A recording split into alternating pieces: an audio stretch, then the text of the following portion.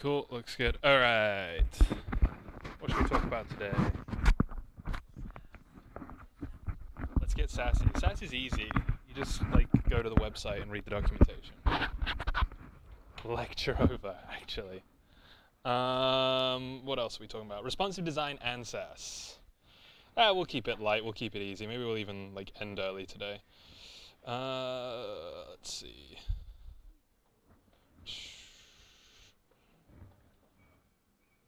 So, there we go. Let's talk about responsive design. Let's talk about everything. What is responsive design? What is the thing? Yeah, responsive design and Sass. What is responsive design? Yeah, sure, why not? Works on a phone and a desktop. Kind of, yeah. Sure, yeah. Relatively pretty. It keeps things pretty.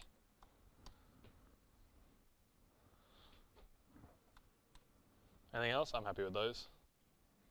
Right? Responsive design, it means that as your web page gets bigger and smaller, it still looks good. Works on a phone and a desktop. Yeah, phone because phone screens are significantly smaller than a desktop screen. What percentage of users of your website are going to be on phones versus desktop? What do you think that ratio looks like? Right, let's see. Every time I try and Google a stat in a lecture, it never comes out right. What would it be? Percentage? Oh, I already Googled that. No, yes. Boom. Okay, so this is 2017. And it's really small. But it looks like in 2017, the percentage of all global web pages served to mobile phones was 50%. And it definitely looks like it's increasing year by year. So, I don't know how to word this without being super inaccurate. It would be safe to assume that at least a decent number of your users are going to be using a mobile device. Maybe most of your users. I think if you look at specific sites, even like YouTube, most of the users are watching YouTube videos on mobile devices. Which actually means that if you're making YouTube videos, you should make them with that in mind, make sure they look good on a small screen, don't put a bunch of text on your video. But it does mean that a decent number of users are probably going to be coming from mobile devices. So should you be building your website for desktop users or mobile users? Ideally both, but if you had to choose, if you're like, I'm only going to make it look good on mobile or desktop, which one would you go with?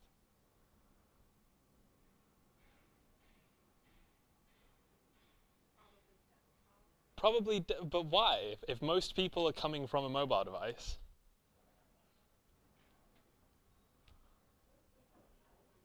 Because of the old people. Yeah, right? I don't know, my mum uses an iPhone. Actually, I'm pretty sure older people are using tablets more, so they have their Android things, right, and they're going on there, or iPads, or whatever. So there's this idea of mobile first applying to design and the way we build our websites. So you make sure that your website works and functions and looks really nice on a mobile device first, and then you adapt it to bigger screens. Rather than the traditional way of thinking, literally how it worked before, maybe 2014, where you would build a desktop site and then later on you would make a mobile version of it. So things are definitely going more and more this way. The first time I heard mobile first was in 2010, I think, and it's becoming more and more common to do this kind of thing, and it makes more and more sense. So you might actually be working on websites where you'll be making them work on mobile first and then a desktop environment, which is a funny thing to think about, right? So yeah, this is what responsive design is a little bit about, and what mobile first, or why we might think about things on mobile first. So maybe we'll just look at some examples of this, and then we'll get to Sass later on. Yeah, I think everyone's already gotten an intro to Sass, or at least some point read the reading on Sass or something. Yeah, somewhat. All right. Let's make a site. Let's make a site. Let's just make a really quick and dirty, easy site. I'm just going to call it index.html. Why not?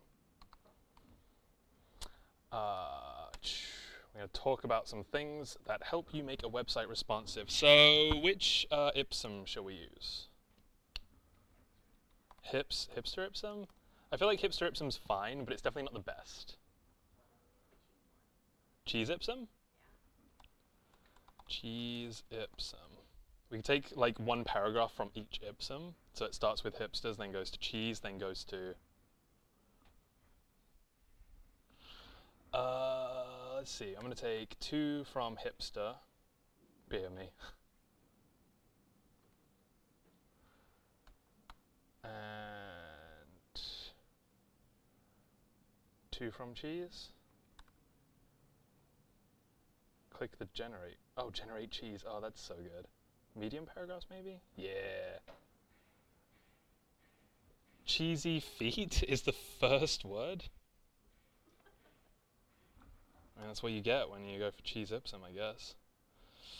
Let's see. Let's put some p tags on these while I'm doing that. Any filler image? Favorite filler image?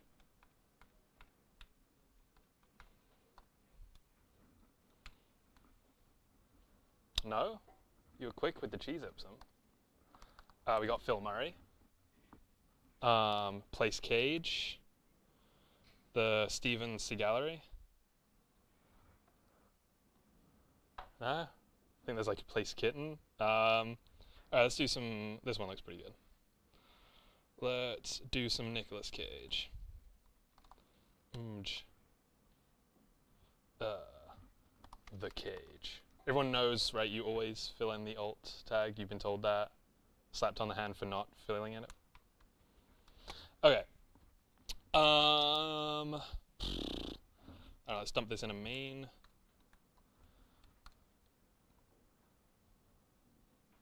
What do you think this looks like?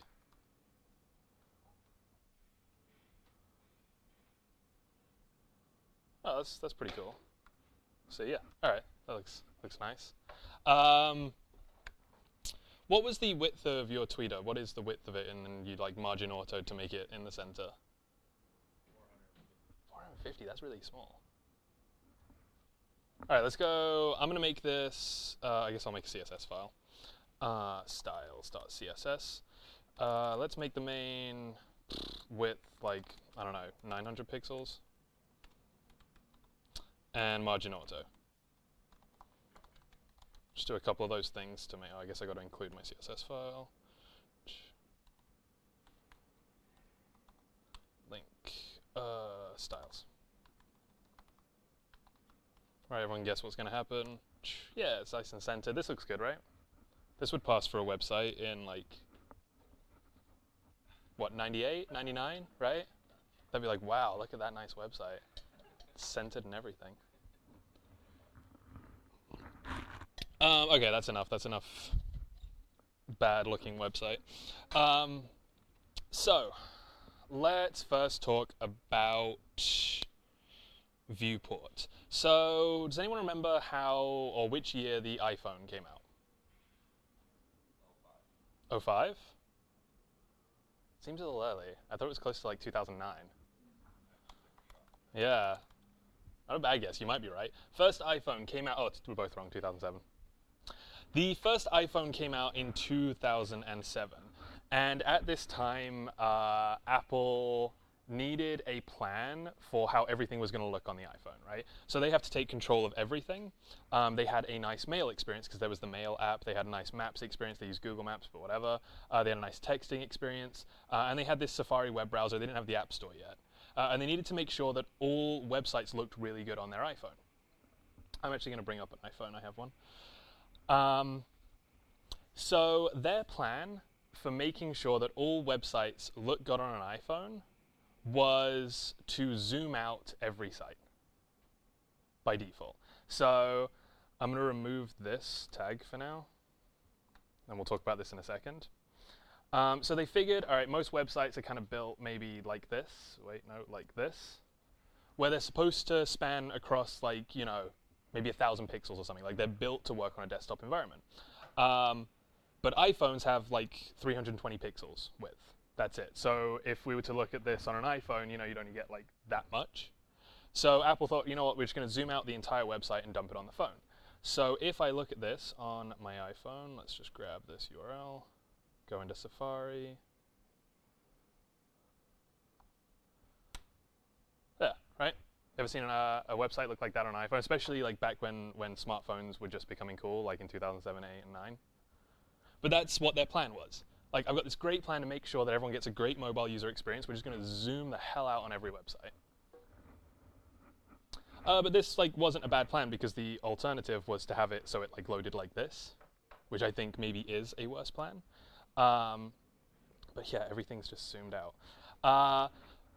So everyone's website on an iPhone looked like this, but Apple needed a way for websites to tell the iPhone that they were actually designed for mobile. Like, yeah, my website will definitely work on a width of 320 pixels, right? A mobile device.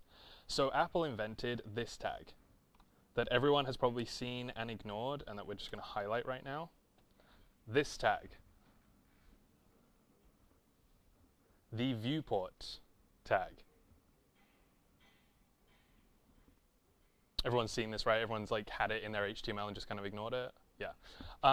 So what this does is it tells the device that the width of the device should actually be the width of the device. So treat this as a 320 pixel, in this case, 320 pixel width device, not zoom out to about 1,000 pixels.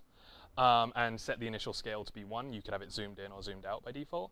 But yeah, this tells it that basically my site is going to work on a mobile device, so don't zoom all the way out. So if I refresh, save and refresh, or I might have to hit enter because I did some zooming. Yeah, there we go. This is what it would appear like, right? This is viewing my website at 320 pixels width. So this is with the viewport tag. This is without the viewport tag. And that's why this tag is very important when you are creating responsive websites. How does it look on a mobile device? Any questions so far? Yeah.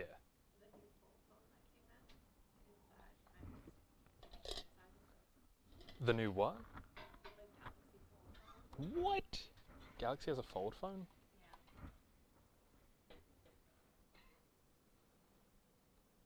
The hell? Wait.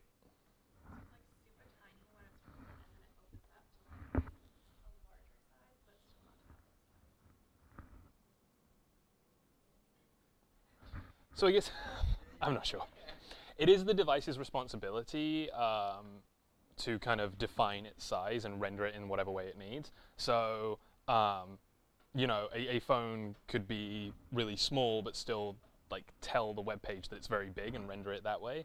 So this is probably just switching back and forth between here it looks pretty small and here it looks kind of big. But that's kind of weird. I wonder if there's a crease in the middle. So if you're making websites for this phone, you'd want to avoid putting text in the middle because it'll be hard to read. You got to make sure that you just put it on. Yeah, I guess they would have to make it. So they've probably spent years trying to make it seamless. I wonder though. I wonder. All right, well that's new and weird. So cool. I mean, it just goes to show, though, our cell phones and tablets and our more mobile devices, as we consider them, are becoming more popular, more powerful, more weird and cool. So people are way more likely to own these things and view our websites from these things than from a traditional desktop computer.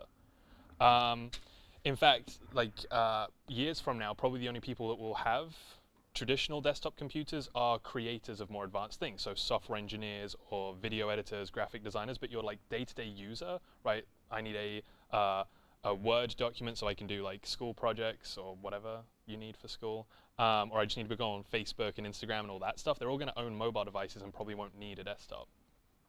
But this is, I don't know. I don't know if I like that. I guess it makes sense. It'd be great if it was like a tablet and then you unfolded it and it was a laptop. I guess that's what laptops do already. Shit. But you could fold it multiple times. I don't Anyway, any other questions? No one curious about how I put an iPhone on my screen? I mean, that's something that probably no one's done. This is an entire iPhone, right? Has like Apple Pay and files and stuff. I can go on Maps.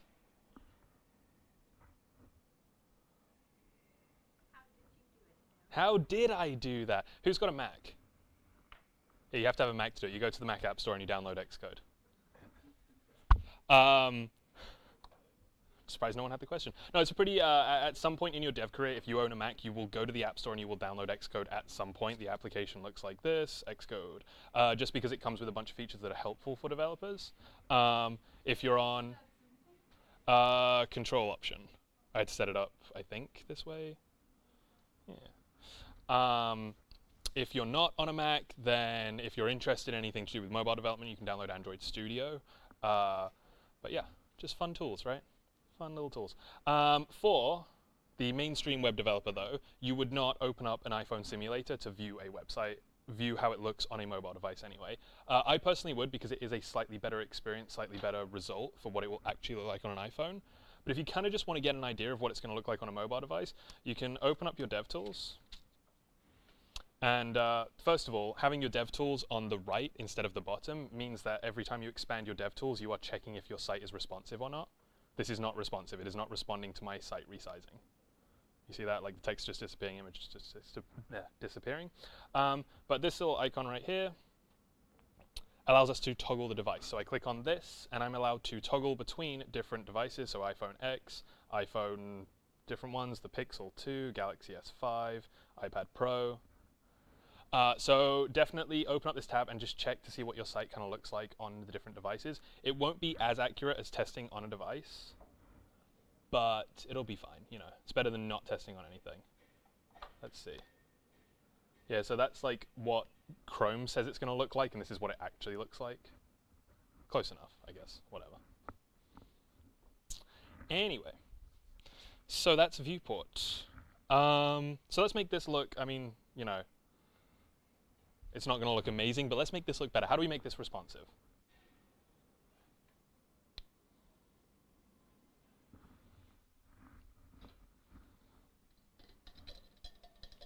How do I make this responsive? Do you have a...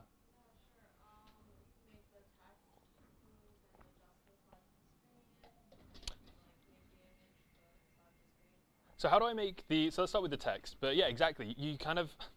So the idea is, and it's not like a difficult concept, make sure that the text fits within the screen, make sure the image fits within the screen, and these aren't even difficult things to do, really. But how do I, by default, make sure that the text fills up the width of the screen?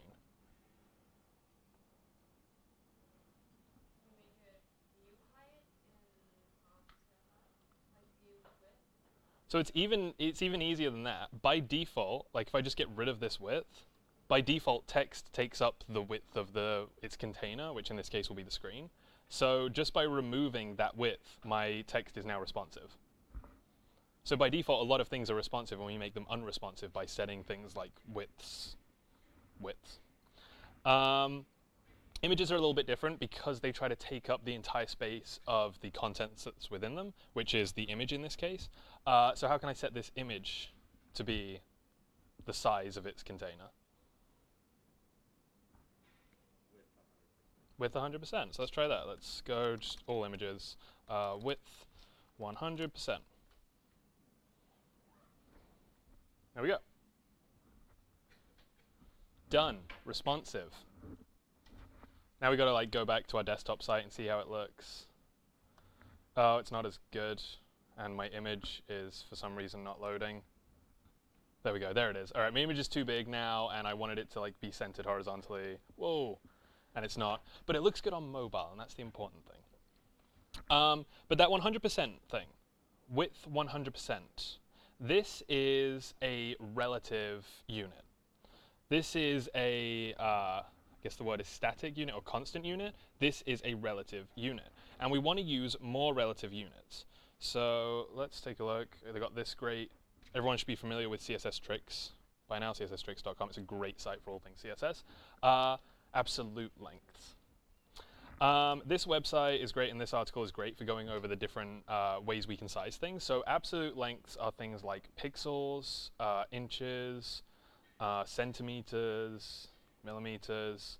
I guess that's all of them. These are things to avoid. When we use things like pixels, centimeters, millimeters, whatever, we are kind of hard coding something to a very specific size. So it's going to look great at that size, but all other sizes it won't, which means that it's not going to be responsive. So we want to try and use more relative lengths. When we're dealing with actually anything, we can use ems. Those are relative. Rems, points. No, don't use points. Or picas, or x's. They are relative, but we rarely use them. Then we got these ones, VWs, VHs, Vmin, Vmax, and percentage. So percentage, I mean, it's pretty obvious what happens. If I set like a width of something to be 50%, it's going to be 50% of its parent's container. If I use these VH and VW, this is how big relative to the view width. So the view width being basically the window size. So if I set my image to be 100%, it's going to be 100% of its container, but its container could be 50% itself or like 20 pixels or whatever. But if I set my image to be 100 view width, then it's always going to be the size of the view, which it currently is with percentage. So in this case, it wouldn't change anything. But these are nice relative lengths, because then as my view changes, my content is going to change. We can set it to be like either the smallest or the biggest. So like in this case, Vmin on my laptop would be the height, the viewport height, but on my phone would be the viewport width, which is kind of cool. So these are all relative units. And then does anyone know about ems and rems? EM, REM? No? Anyone tell me anything about M? Has anyone used M as a thingy, as a length unit? Like for example, I could say my font size is 1.5 M. No one's done anything like that?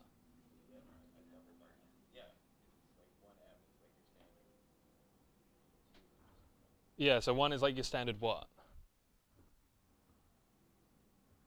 And what's rem?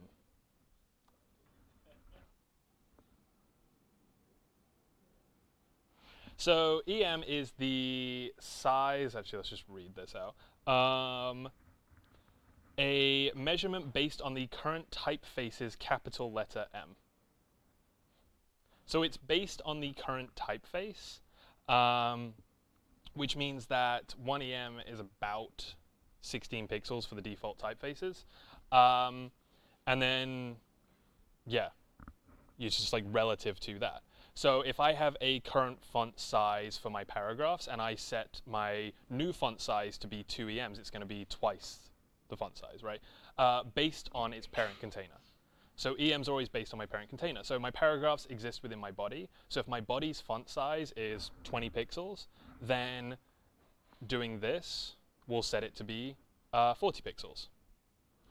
Rem is based on the root element, which is something not really to worry too much about right now, but really just means like the HTML document itself. So whatever the default font size is for that, if the default font size for the root element is, I think, 16 pixels by default, then 2 rems will always be 32 pixels. So it's not relative to the parent container, it's relative to the entire document. So this is like less likely to change as much, whereas this is going to be relative to something like my body's font size. Actually, let's take a look at this. Let's set, let's do something, God, that's awful. All right, so we can see 2 EMs, set it to be pretty big. I'm going to set some of these to be big and some to be small. So if I come in here and I create some classes, large, yeah, let's do large. And then I come in here. So I can set all of the large paragraphs to be double the size of every other paragraph. And that's what 2EM is. So I'm not hard coding anything, I'm always doing things relatively. Let's refresh. Okay. But I can see now that like maybe the small is too small. Like I want the big to be double the size of the small, but the small is too small. So I want to make the small larger and I want to make the big still double the size of the small, so I need to like move everything at the same time. And because I've used relative sizes, this is really easy. So I just go body, because that's the container of my paragraphs right now. Or I guess main is. So I'll just do main. Font size, default font size maybe like 25 pixels. So I set that as like my starting point, right? This is what was the word? I always forget the words. This is my absolute length. Occasionally you'll have an absolute length. This is my starting point, and then everything else is going to be relative to this single absolute length. But if I refresh now, everything got bigger. So this is now 25 pixels, but this is double whatever 25 is, or whatever that is. So some cool relative things, relative units. And there's something that's not mentioned in that article. How do I still make this 1,000 pixels and centered, but without messing it up on the iPhone? So I want it to look like this on an iPhone. Wow, that's a really big text. Maybe we'll do 1.5.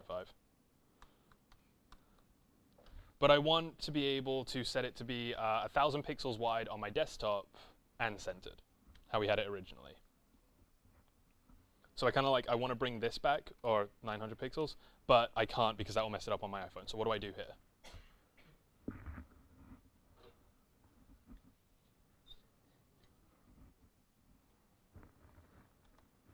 All right, so I want that. You put the width as a percentage instead of? So I could try putting the width as a percentage, and that would work. Like maybe, I don't know, maybe this looks like 50%, but then on my iPhone it would be really, really small. So sometimes that will work, and sometimes it doesn't. Sometimes like I just want it to be 100%, but like on a desktop I want it, or like once it gets to a certain size, I want it to like act a bit differently. We'll get to Flexbox in a moment. That's a good one. But this one can be solved much easier by using max width. So width sets it to always be 900 pixels, but max width sets it to be, well, you know, do your default behavior, fill your container if you're a paragraph. And once you get to 900 pixels, stop. That's your maximum width that you can get to. So now on an iPhone, well, the max width is never going to be reached, so nothing ever happens. Still looks like it does, still scrolls in one direction, awesome. But on my desktop, it looks like this, because it gets that max width of 900, and then stops. So let's make a note of some of these things. Use relative units like percent, m, rem, view height, width. Use max width, min width, max height, min height, those kind of things. Definitely. Always add the viewport tag. Okay, cool. Any questions? It's kind of basic stuff in the end, right? It's just like make sure it adapts to the screen size by like doing these really simple things. So, yeah, no questions? Everyone feeling good? Has it been too basic so far? Should we get more advanced? Let's look at a thing called Flexbox. Everyone heard of Flexbox? Yeah? Everyone know how to use Flexbox? Google Flexbox. Click on the first link, which will be CSS tricks, and everything you need to know about Flexbox exists within here. So I'm not going to teach you Flexbox, I'm just going to teach you how to teach yourself Flexbox. Flexbox is great, it's a newer thing, and it helps when you want to align items vertically, horizontally, or in a grid. And it does make it more responsive, makes it easier to make your site more responsive. So there are settings that you can add to elements to make them responsive, or you can kind of change elements as they grow and shrink to make your site appear more responsive, and we'll get to one of those techniques in a moment. But Flexbox, yeah, Flexbox is just all around great. So I am going to add, something. I'm going to add a nav bar. So nav UL. What kind of like links would we have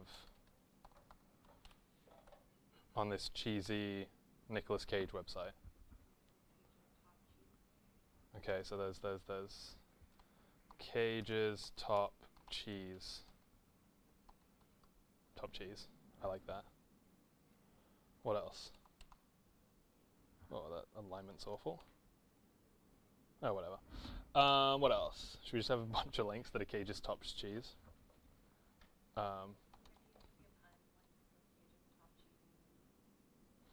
Ooh, cages, cheese, C? That doesn't seem right. Yeah, I like it like this, though. I like it when it feels wrong, you know? It's like, no, that's not right. That's definitely...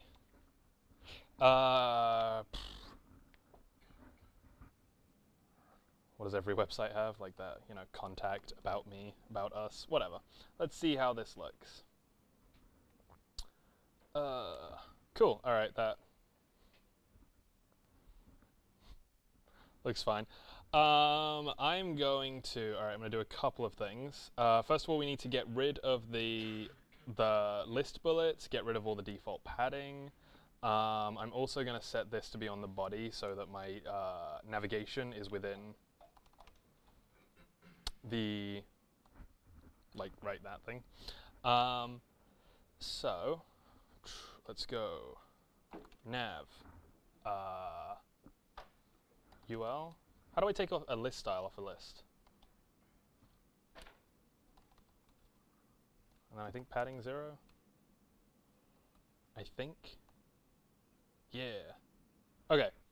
So here's kind of like default what's going on when I just create an unordered list for my navigation. Now I want to be able to easily control how these links are stacked with each other. I want to be able to easily change from vertical to horizontal if I change my mind or change my screen size. I want to be able to easily add and take away spacing. I don't want to have to worry about margin collapses, which you probably learned about earlier this week. So I could use something like float left here, and we know how to use that. But ideally, I would use something like flexbox that will just make all of these things, all my future problems, easier to tackle. And the way I use flexbox to do this is, first instruction, go to my container, which in this case is my list, and say display flex.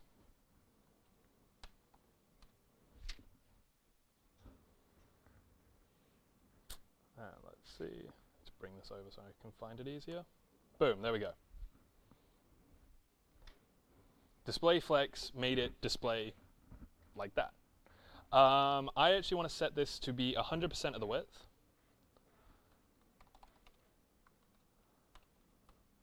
And then I want to set the spacing in between each thing to be equal, right? So each link has equal space between them all. And if I look at my flexbox things here, scroll down to one of them, here we go. This is my different options for how I can space my elements. Right, so I could just center everything, I could do space around, but what I want is space between. So it goes all the way to the other pages, but each link has equal space between them. So, justify content, space between, justify content, space between. Let's go back, refresh, boom, there we go, navbar.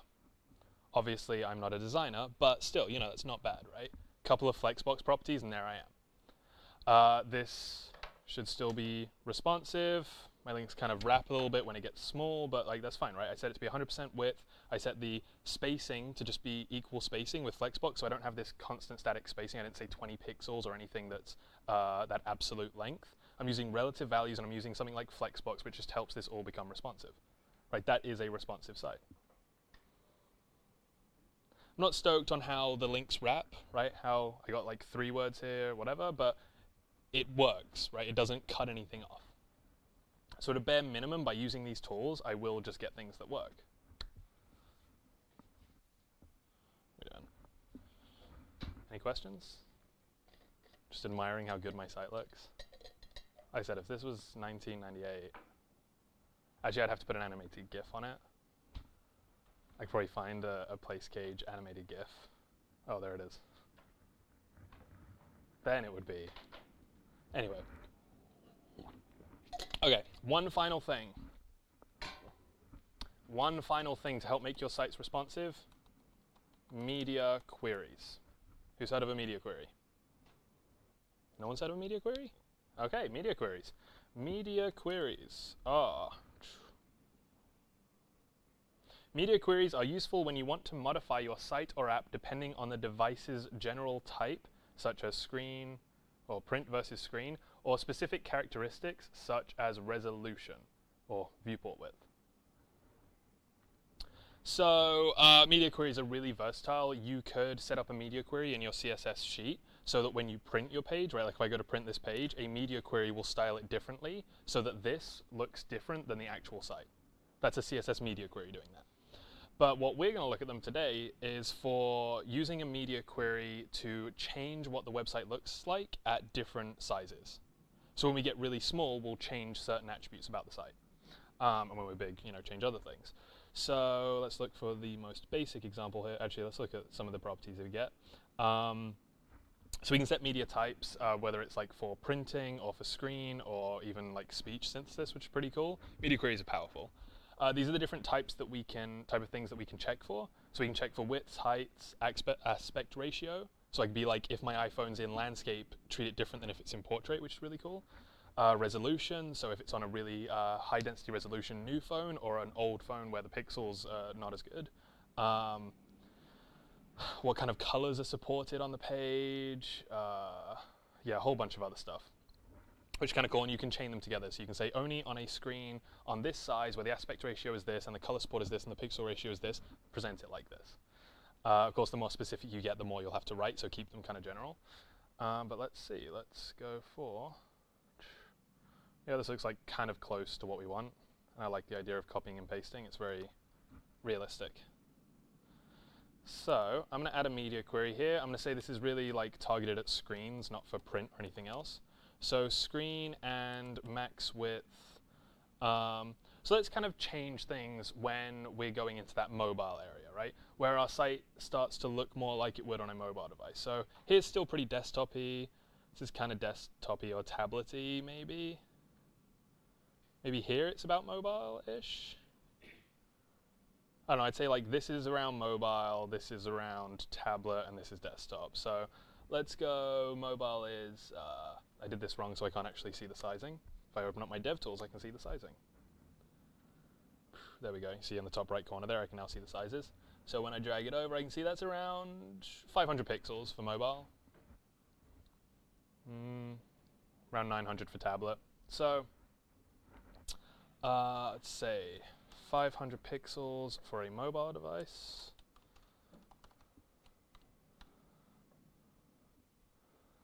And if we wanted to target tablets as well, I could do something like this. Tablet, max width. Let's go 900.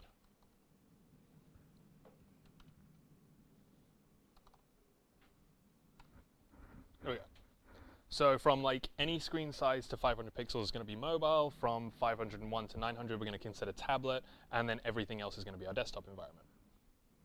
And actually, if I was doing this mobile first, I might only set media queries for my desktop environment and my tablet, and my mobile will be the default. So it's kind of up to you how you do your media queries, but this is one common approach. What I'm going to do right now is just alter some background colors so we can see what's going on. So my body's background color on a desktop should be, let's just go for like subtle things. Maybe we'll go light blue on a desktop. Light, come on. Oh, right.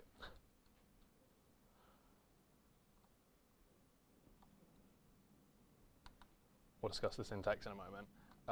Light goldenrod yellow on a phone, and what's kind of like a nice transition from blue to yellow.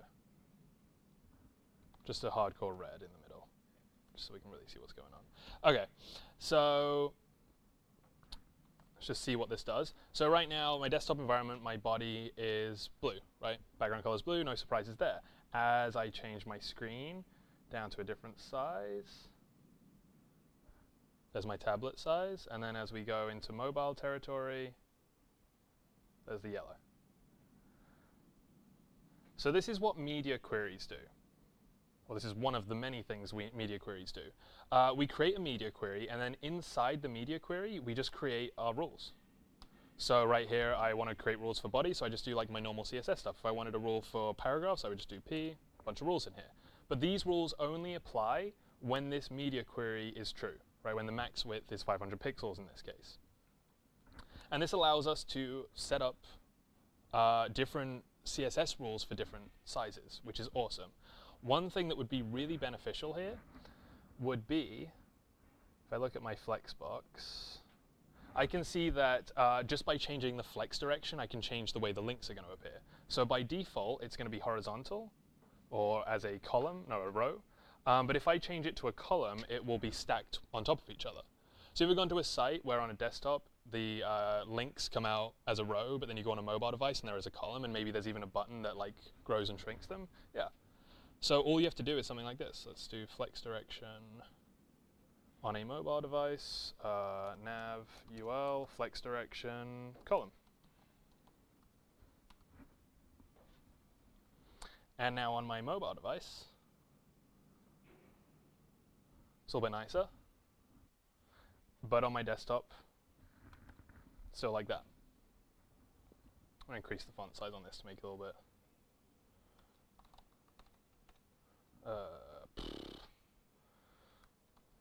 2 rems. Why not? Yeah, no, too much. All right, there we go, and on here, there we go. And then it wouldn't be that much to add a button that responded to some JavaScript thing that actually grows and shrinks it or something like that. But there you go, right? That is a site that, if we pretend that it generally looks good, it now looks good on mobile and web. Cool, any questions?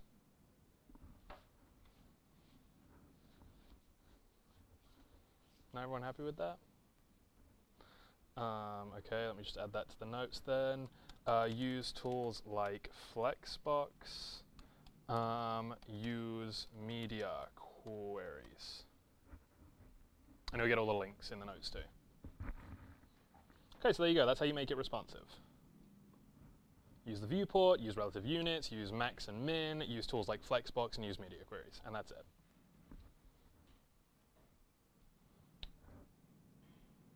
I'm really bummed that the view is now like completely gone. No more mountains. Oh well. Okay, so let's take a 10-minute break. When we get back, we'll talk about Sass and maybe some more CSS best practices.